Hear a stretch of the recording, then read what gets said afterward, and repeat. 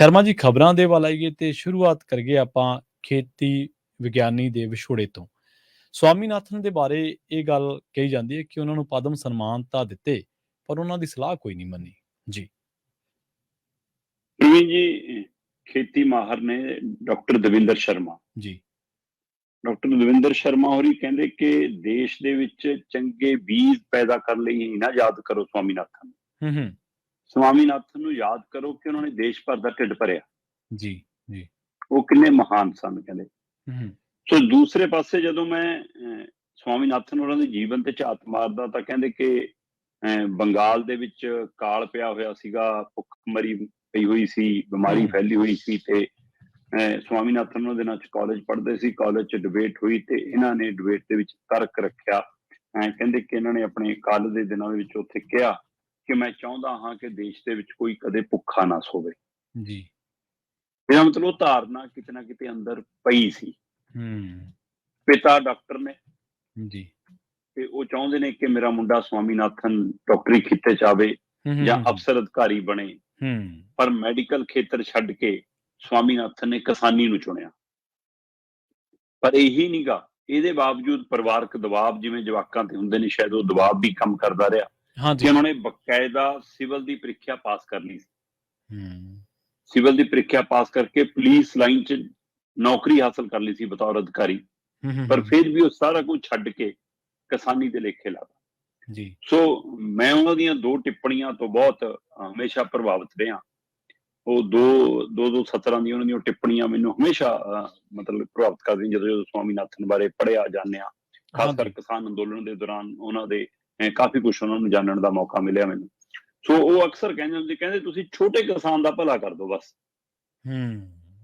ਸਾਰੇ ਕਿਸਾਨਾਂ ਦਾ ਭਲਾ ਆਪੇ ਹੋ ਜਾਣਾ। ਕਹਿੰਦੇ ਜੀ। ਬੜਾ ਕਮਾਲ ਦਾ ਤਰਕ ਸੀ। ਉਹ ਕਹਿੰਦੇ ਸਭ ਤੋਂ ਛੋਟੇ ਕਿਸਾਨ ਨੇ ਜਿਹੜੇ, ਤੁਸੀਂ ਉਹਨਾਂ ਨੂੰ ਧਿਆਨ 'ਚ ਰੱਖ ਕੇ ਉਹਨਾਂ ਦੀਆਂ ਮੁਸ਼ਕਲਾਂ ਹੱਲ ਕਰਨ ਲਈ ਕੁਛ ਕਰ ਦਿਓ ਤੇ ਬਾਕੀ ਸਾਰੇ ਕਿਸਾਨਾਂ ਦਾ ਭਲਾ ਹੋ ਜਾਣਾ। ਜੀ। ਇਸੇ ਤਰ੍ਹਾਂ ਉਹ ਗੱਲ ਕਰਦੇ ਹੁੰਦੇ, ਕਹਿੰਦੇ ਪਰਿਵਾਰ ਦੀ ਕਿਸੇ ਇੱਕ ਔਰਤ ਦੇ ਲਈ ਤੁਸੀਂ ਕੁਛ ਚੰਗਾ ਕਰ ਦਿਓ ਤੇ ਕਹਿੰਦੇ ਸਾਰੇ ਪਰਿਵਾਰ ਦੀ ਆਪੇ ਭਲਾਈ ਹੋ ਜਾਣੀ, ਸਾਰੇ ਪਰਿਵਾਰ ਦਾ ਫਾਇਦਾ ਕਹਿੰਦੇ ਆਪੇ ਹੋ ਜਾਣਾ। ਸੋ ਇਹ ਹਵਾਲੇ ਮਤਲਬ ਬੜੇ ਸੂਖਮ ਭਾਵ। ਸੋ ਇਸੇ ਵਰਤਾਰੇ ਦੇ ਵਿੱਚੋਂ ਉਹਨਾਂ ਨੂੰ ਮਾਣ ਤਾਣ ਸਨਮਾਨ ਇਹਨਾਂ ਖੇਤੀ ਦੇ ਹਵਾਲੇ ਨਾਲ, ਅਸਲ 'ਚ ਇੱਕ ਉਹ ਦੌਰ ਸੀ ਜਦੋਂ ਭਾਰਤ ਢਿੱਡ ਭਰਨ ਦੇ ਮਾਮਲੇ 'ਚ ਆਤਮ ਨਿਰਭਰ ਨਹੀਂ ਸੀ। ਹਾਂਜੀ, ਬਿਲਕੁਲ ਸਹੀ। ਵਿਦੇਸ਼ਾਂ ਤੋਂ ਲਾਲ ਕਣਕ ਲਿਆ ਕੇ, ਉਹ ਜਿਹੋ ਜਿਹੀ ਕਣਕ ਹੁੰਦੀ ਸੀ ਸਾਰਿਆਂ ਨੂੰ ਪਤਾ ਹੈ, ਉਹ ਖਾਣ ਦੀ ਲਈ ਮਜਬੂਰ ਹੋਣ ਵਾਲਾ ਮੁਲਕ, ਤੇ ਉਸ ਮੁਲਕ ਦੇ ਵਿੱਚੋਂ ਇੱਕ ਸਧਾਰਨ ਪਰਿਵਾਰ 'ਚੋਂ ਸਵਾਮੀਨਾਥਨ ਉੱਠਦਾ ਹੈ ਤੇ ਉਹ ਆਪਣੇ ਹਵਾਲੇ ਨਾਲ ਤਰਕ ਪੈਦਾ ਕਰਕੇ, ਵਿਤਰਕ ਪੈਦਾ ਕਰਕੇ, ਆਪਣੀਆਂ ਧਾਰਨਾਵਾਂ ਪੈਦਾ ਕਰਕੇ ਬੀਜ ਦੇ ਮਾਮਲੇ 'ਚ ਕੰਮ ਕਰਦਾ ਜੀ। ਤੇ ਇੱਕ ਉਹ ਬੀਜ ਜਿਹਦੇ ਨਾਲ ਉਤਪਾਦਨ ਵੱਧ ਸਕੇ। ਉਹ ਕਹਿੰਦੇ ਖੇਤੀ ਨੂੰ ਵੀ ਵਿਗਿਆਨਕ ਤਰੀਕੇ ਨਾਲ ਕਰਨ ਦੀ ਲੋੜ। ਸੋ ਵਿਗਿਆਨਕ ਤਰੀਕਾ ਅਪਣਾਉਣ ਦੇ ਲਈ ਸਾਹਮਣੇ ਆਉਂਦੇ ਨੇ ਤੇ ਉਸ ਦਾ ਨਤੀਜਾ ਸੀ ਕਿ 25 ਸਾਲਾਂ ਦੇ ਵਿੱਚ ਉਹਨਾਂ ਨੇ ਦੇਸ਼ ਨੂੰ ਆਤਮ ਨਿਰਭਰ ਕਰਤਾ ਜੀ। ਇਹ ਉਹਨਾਂ ਦੀ ਰਿਪੋਰਟ, ਉਹਨਾਂ ਦੇ ਆਧਾਰਿਤ ਕੀਤੇ ਕੰਮ, ਉਹਨਾਂ ਦੀ ਟੀਮ ਦਾ ਤੇ ਉਹਨਾਂ ਦੇ ਬੀਜ ਦਾ। ਲਾ ਲਓ ਮੇਰੇ ਮੂਹਰੇ ਕੁਝ ਚੀਜ਼ਾਂ ਪਈਆਂ ਨੇ। ਉਹ ਕਹਿੰਦੇ ਕਿ 1947 ਦੇ ਵਿੱਚ ਭਾਰਤ 'ਚ ਕਣਕ ਦਾ ਉਤਪਾਦਨ 60 ਲੱਖ ਟਨ ਸੀ। ਆਜ਼ਾਦੀ ਤੋਂ ਬਾਅਦ ਭਾਰਤ ਕਣਕ ਉਤਪਾਦਨ ਦੇ ਮਾਮਲੇ 'ਚ 60 ਲੱਖ ਟਨ ਸਾਲਾਨਾ ਸਾਡਾ ਉਤਪਾਦਨ ਸੀ। 1947 ਦੀ ਗੱਲ ਹੈ ਜੀ। ਤੇ ਸਵਾਮੀਨਾਥਨ ਦੀ ਰਿਪੋਰਟ ਦੇ ਹਵਾਲੇ ਨਾਲ ਜਦੋਂ ਮੈਂ ਦੇਖਦਾ ਕਿ ਉਹਨਾਂ ਦੀ ਉਹ ਕਾਰਜਸ਼ੈਲੀ ਤੋਂ ਬਾਅਦ, ਜਿਵੇਂ ਉਹਨਾਂ ਨੇ ਕਿਹਾ ਸੀਗਾ ਕਿ ਮੈਂ ਇਹਨੂੰ ਦੁੱਗਣਾ ਤਿੱਗਣਾ ਕਰੂੰਗਾ, ਉਹ ਹਵਾਲਾ ਆਉਂਦਾ 1962 ਤੱਕ ਆਉਂਦਿਆਂ 1 ਕਰੋੜ ਟਨ ਹੋ ਜਾਂਦਾ। ਜਿਹੜਾ 60 ਲੱਖ ਟਨ ਸੀ 1 ਕਰੋੜ ਟਨ ਨੂੰ ਪਹੁੰਚਦਾ ਤੇ 1968 ਤੱਕ ਜਾਂਦੇ 170 ਕਰੋੜ ਟਨ ਹੋ ਜਾਂਦਾ। ਸੋ ਤੁਸੀਂ ਇੱਥੋਂ ਅੰਦਾਜ਼ਾ ਲਾ ਲਓ ਕਿ ਅਸੀਂ ਕਿਸ ਤੇਜ਼ੀ ਨਾਲ ਵਾਧਾ ਕੀਤਾ। ਜੀ। ਹਾਂ, ਕਣਕ ਹੋਵੇ, ਝੋਨਾ ਹੋਵੇ, ਹੈ ਨਾ, ਉਹਨੂੰ ਵਿਗਿਆਨਕ ਤਰੀਕੇ ਨਾਲ ਕਰਨ ਦੇ ਲਈ 25 ਸਾਲਾਂ ਦੇ ਵਿੱਚ ਉਹਨਾਂ ਨੇ ਦੇਸ਼ ਨੂੰ ਆਤਮ ਨਿਰਭਰ ਬਣਾਉਣ 'ਚ ਜਿਹੜਾ ਯੋਗਦਾਨ ਪਾਇਆ, ਉਹਨਾਂ ਦੀ ਇਸ ਯੋਗਦਾਨ ਸਦਕਾ, ਹੈ ਨਾ, ਉਹਨਾਂ ਦੇ ਖੇਤੀ ਦੇ ਵਿੱਚ ਚੰਗੇ ਬੀਜ ਲਿਆਉਣ ਸਦਕਾ, ਉਹਨਾਂ ਦੀ ਤਨਦੇਹੀ ਸਦਕਾ ਸਮੇਂ-ਸਮੇਂ ਦੀਆਂ ਸਰਕਾਰਾਂ ਨੇ ਉਹਨਾਂ ਨੂੰ ਸਨਮਾਨਿਤ ਕੀਤਾ। ਜੀ। ਜਿਵੇਂ ਮਤਲਬ ਤੁਸੀਂ ਕਹਿ ਸਕਦੇ ਹੋ ਕਿ 1967 ਦੇ ਵਿੱਚ ਉਹਨਾਂ ਨੂੰ ਪਦਮ ਸ਼੍ਰੀ ਮਿਲਿਆ ਪ੍ਰਵੀਨ ਜੀ, ਤੇ 1972 ਦੇ ਵਿੱਚ ਉਹਨਾਂ ਨੂੰ ਪਦਮ ਭੂਸ਼ਣ ਮਿਲਿਆ, 1999 ਦੇ ਵਿੱਚ ਪਦਮ ਵਿਭੂਸ਼ਣ ਮਿਲਿਆ। ਜੀ। ਪਦਮ ਸਨਮਾਨ ਤਾਂ ਮਿਲੇ ਉਹਨਾਂ ਨੂੰ, ਹਾਂਜੀ, ਪਰ ਉਹਨਾਂ ਦੀਆਂ ਸਿਫਾਰਸ਼ਾਂ ਨੂੰ ਮਾਣ ਨਹੀਂ ਮਿਲਿਆ, ਉਹਨਾਂ ਦੀਆਂ ਰਿਪੋਰਟਾਂ ਨੂੰ ਮਾਣ ਤਾਣ ਨਹੀਂ ਮਿਲਿਆ, ਉਹਨਾਂ ਦੀਆਂ ਰਿਪੋਰਟਾਂ ਨੂੰ ਸਰਕਾਰ ਲਾਗੂ ਕਰਨ ਤੋਂ ਭੱਜ ਰਹੀ ਹੈ ਅੱਜ ਦੀ ਤਰੀਕ 'ਚ ਵੀ। ਤੁਸੀਂ ਗੌਰ ਕਰਿਓ, ਕੋਈ ਕਿਸਾਨ ਜਥੇਬੰਦੀ ਦਾ ਨੁਮਾਇੰਦਾ ਹੋਵੇ, ਕੋਈ ਕਿਸਾਨ ਹਿਤੈਸ਼ੀ ਹੋਵੇ, ਸਵਾਮੀਨਾਥਨ ਦੇ ਜ਼ਿਕਰ ਕਰੇ ਬਿਨਾਂ ਨਹੀਂ ਰਹਿ ਸਕਦਾ। ਸਰਕਾਰਾਂ ਵੀ ਬੜਾ ਮਤਲਬ ਆਪਣੇ ਚੋਣ ਮੈਨੀਫੈਸਟੋ ਸ਼ਾਮਲ ਕਰਦੀਆਂ ਰਹੀਆਂ ਨੇ ਸਰਕਾਰਾਂ ਕਿ ਸਵਾਮੀਨਾਥਨ ਦੀ ਰਿਪੋਰਟ ਲਾਗੂ ਕਰਾਂਗੇ, ਤੇ ਝੂਠ ਮੂਠੇ ਵੀ ਡਰਾਮਾ ਕਰਦੀਆਂ ਨੇ ਕਿ ਰਿਪੋਰਟ ਲਾਗੂ ਹੋ ਗਈ। ਹਾਂਜੀ ਹਾਂਜੀ ਬਿਲਕੁਲ। ਇਹਦਾ ਮਤਲਬ ਰਿਪੋਰਟ ਦੇ ਵਿੱਚ ਕਿੰਨਾ ਦਮ ਹੈ।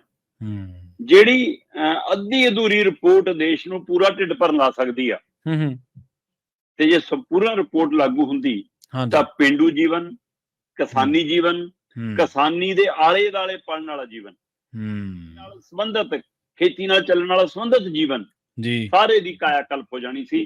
ਪਰ ਕਾਰਪੋਰੇਟ ਘਰਾਣੇ ਨਹੀਂ ਚਾਹੁੰਦੇ ਕਿ ਜਿਹੜੇ ਲੋਕ ਮਿੱਟੀ ਨਾਲ ਮਿੱਟੀ ਹੁੰਦੇ ਨੇ, ਉਹ ਮਿੱਟੀ ਨਾਲ ਮਿੱਟੀ ਹੁੰਦੇ ਨੇ, ਤਾਂ ਹੀ ਸਾਡੇ ਲਈ ਕੁਛ ਕਰਨਗੇ। ਜੋ ਆਪ ਸਮਰੱਥ ਬਣਗੇ ਫਿਰ ਸ਼ਾਇਦ ਸਾਡੇ ਲਈ ਨਹੀਂ ਕੁਛ ਕਰਨਗੇ। ਇਸ ਲਈ ਕਾਰਪੋਰੇਟ ਘਰਾਣੇ ਨਹੀਂ ਚਾਹੁੰਦੇ ਕਿ ਪਿੰਡ, ਕਿਸਾਨ, ਸਧਾਰਨ ਲੋਕ ਤਰੱਕੀ ਕਰਨ। ਸੋ ਪਰ ਇਹਨਾਂ ਦੀ ਰਿਪੋਰਟ ਦੇ ਹਵਾਲੇ ਨਾਲ ਜਦੋਂ ਮੈਂ ਦੇਖਦਾ MSP ਵਾਲਾ ਇਹਨਾਂ ਦਾ ਸੁਝਾਅ, ਇਹਨਾਂ ਚੰਗੇ ਬੀਜਾਂ ਵਾਲਾ ਇਹਨਾਂ ਦਾ ਕਾਰਜ, ਇਹਨਾਂ ਫਿਰ ਕਹਿੰਦੇ ਮਹਿਲਾਵਾਂ ਲਈ, ਮਹਿਲਾ ਕਿਸਾਨਾਂ ਦੇ ਲਈ ਕ੍ਰੈਡਿਟ ਕਾਰਡ ਯੋਜਨਾ, ਇਹ ਸਾਰਾ ਕੁਝ ਸਵਾਮੀਨਾਥਨ ਅਯੋਗ ਬਣਦਾ, ਜਿਹੜਾ ਉਸ ਅਯੋਗ ਦੀਆਂ ਰਿਪੋਰਟਾਂ, ਉਸ ਅਯੋਗ ਦੀਆਂ ਸਿਫਾਰਸ਼ਾਂ, ਪਰ ਜਿਨ੍ਹਾਂ ਨੂੰ ਅੱਜ ਤੱਕ ਲਾਗੂ ਨਹੀਂ ਕੀਤਾ। ਹਾਂ, ਪਦਮ ਸ਼੍ਰੀ, ਪਦਮ ਭੂਸ਼ਣ, ਪਦਮ ਵਿਭੂਸ਼ਣ ਦੇ ਕੇ ਸਵਾਮੀਨਾਥਨ ਉਹਨਾਂ ਨੂੰ ਜਚਾਉਣ ਦੀ ਕੋਸ਼ਿਸ਼ ਕੀਤੀ ਕਿ ਤੁਸੀਂ ਸਾਡੇ ਲਈ ਬਹੁਤ ਮਹਾਨ ਹੋ ਜੀ, ਪਰ ਉਹ ਆਖਰੀ ਦਮ ਤੱਕ 98 ਸਾਲ ਦੀ ਉਮਰ 'ਚ ਇਸ ਦੁਨੀਆ ਤੋਂ ਚਾਲੇ ਪਾਉਂਦੇ ਨੇ। ਤੇ 98 ਸਾਲ ਦੀ ਉਮਰ ਤੱਕ ਉਹ ਇਹੋ ਗੱਲ ਕਹਿੰਦੇ ਰਹੇ ਕਿ ਮੈਨੂੰ ਕੁਝ ਨਹੀਂ ਚਾਹੀਦਾ, ਮੇਰੀ ਰਿਪੋਰਟ ਲਾਗੂ ਕਰ ਦਿਓ ਬਸ। ਜਿਹੜੀ ਮੈਂ ਆਪਾਂ ਉਹੀ ਗੱਲ ਕਰ ਰਿਹਾ ਕਿ ਉਹਨਾਂ ਦੇ ਇੱਕ ਹਵਾਲੇ ਨਾਲ ਜੇ 60 ਲੱਖ ਟਨ ਵਾਲਾ ਉਤਪਾਦਨ 1 ਕਰੋੜ ਤੱਕ ਜਾ ਸਕਦਾ, 1 ਕਰੋੜ ਵਾਲਾ ਉਤਪਾਦਨ 170 ਕਰੋੜ ਤੱਕ ਜਾ ਸਕਦਾ, ਤੇ ਜੇ ਪੂਰੀ ਰਿਪੋਰਟ ਲਾਗੂ ਹੁੰਦੀ ਤਾਂ ਕਿਸਾਨ ਖੁਦਕੁਸ਼ੀ ਨਾ ਹੁੰਦੀ, ਮਜ਼ਦੂਰ ਖੁਦਕੁਸ਼ੀ ਨਾ ਹੁੰਦੀ, ਕਿਸਾਨ ਦੇ ਘਰ ਵੀ ਉਹ ਸਾਰਾ ਕੁਝ ਹੁੰਦਾ। ਤਾਂ ਹੀ ਉਹ ਕਹਿੰਦੇ ਨੇ ਕਿ ਮੈਂ ਬੜੇ ਕਿਸਾਨਾਂ ਦੀ ਗੱਲੇ ਨਹੀਂ ਕਰਦਾ, ਮੈਂ ਜ਼ਿਮੀਂਦਾਰਾਂ ਦੀ ਗੱਲੇ ਨਹੀਂ ਕਰਦਾ, ਮੈਂ ਗੱਲ ਕਰ ਰਿਹਾ ਛੋਟੇ ਕਿਸਾਨ ਦੀ। ਕਹਿੰਦੇ ਸਿਰਫ ਛੋਟੇ ਕਿਸਾਨ ਦਾ ਭਲਾ ਕਰ ਦਿਓ, ਪੂਰੇ ਕਿਸਾਨਾਂ ਦਾ ਆਪੇ ਭਲਾ ਹੋ ਜਾਊਗਾ। ਜਦੋਂ ਪੂਰੇ ਕਿਸਾਨਾਂ ਦਾ ਭਲਾ ਹੋਊਗਾ ਤਾਂ ਕਿਸਾਨ ਉਹ ਵਿਅਕਤੀ ਹੈ, ਉਹ ਜਮਾਤ ਹੈ ਜਿਹੜਾ ਪੈਸਾ ਘਰੇ ਨਹੀਂ ਰੱਖਦਾ, ਜਿਹਨੇ ਪੈਸਾ ਬਾਜ਼ਾਰ 'ਚ ਲਿਆਉਣਾ ਹੈ, ਤੇ ਬਾਜ਼ਾਰ 'ਚ ਆਏ ਪੈਸੇ ਨਾਲ ਕਿੰਨਿਆਂ ਹੋਰਾਂ ਦਾ ਕਾਰੋਬਾਰ ਚੱਲਣਾ ਹੈ। ਸੋ ਇਸ ਲਈ ਸਵਾਮੀਨਾਥਨ ਦੀ ਰਿਪੋਰਟ, ਜੇ ਅੱਜ ਉਹਨਾਂ ਦਾ ਤਾਮਿਲਨਾਡੂ ਦੇ ਖੇਤਰ ਦੇ ਵਿੱਚ ਉੱਥੇ ਅੰਤਮ ਸੰਸਕਾਰ ਕੀਤਾ ਜਾਣਾ, ਇਹਨਾਂ ਪੂਰੇ ਸਰਕਾਰੀ ਸਨਮਾਨਾਂ ਨਾਲ ਹੋਣਾ, ਉਹ ਤੋਂ ਬਾਅਦ ਟਵੀਟਾਂ ਦੀ ਝੜੀ ਲੱਗੀ ਪਈ ਹੈ ਕੱਲ ਦੀ, ਇਹਨਾਂ ਸ਼ਰਧਾਂਜਲੀਆਂ ਸਰਕਾਰਾਂ ਸਾਰੀਆਂ। ਸਵਾਦ ਤਾਂ ਇਹ ਹੈ ਕਿ ਇਹਨਾਂ ਦੇ ਅੰਤਮ ਅਰਦਾਸ ਸਮਾਗਮ ਦੇ ਮੌਕੇ ਭਾਰਤ ਦੇ ਪ੍ਰਧਾਨ ਮੰਤਰੀ ਮੋਦੀ ਹੀ ਕਹਿਣ ਕਿ ਮੈਂ ਹੂਬਹੂ ਰਿਪੋਰਟ ਲਾਗੂ ਕਰਦਾ ਜੀ, ਫਿਰ ਤਾਂ ਮੰਨੀਏ ਕਿ ਸ਼ਰਧਾਂਜਲੀ ਹੈ, ਨਹੀਂ ਨਾਟਕ। ਜੀ ਜੀ ਜੀ।